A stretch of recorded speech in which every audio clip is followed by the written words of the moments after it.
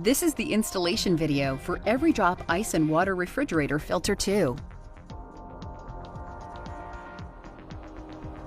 To maximize contaminant reduction, including pharmaceuticals, replace your filter every 6 months.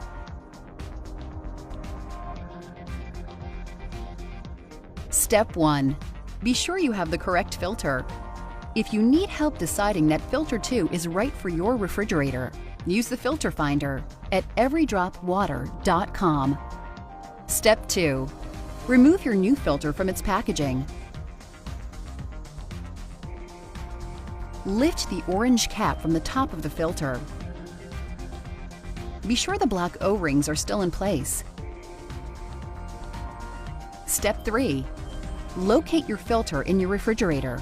For filter 2, you'll find it inside in the upper right-hand corner of the ceiling. To remove the water filter, push up on the front of the compartment door to lower the filter. Step 4.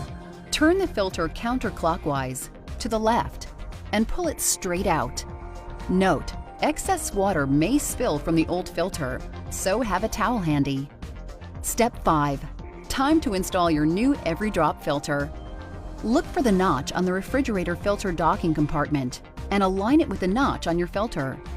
Then, gently insert it into place and turn it clockwise to the right until it stops. Be sure the filter is turned all the way until it's secured. Close the filter compartment by lifting it up from the front edge until it clicks. Now, flush 4 gallons through your refrigerator water dispenser before drinking. This removes any air and ensures the fast flow performance of the EveryDrop for cleaner tasting water. Water at the speed of life.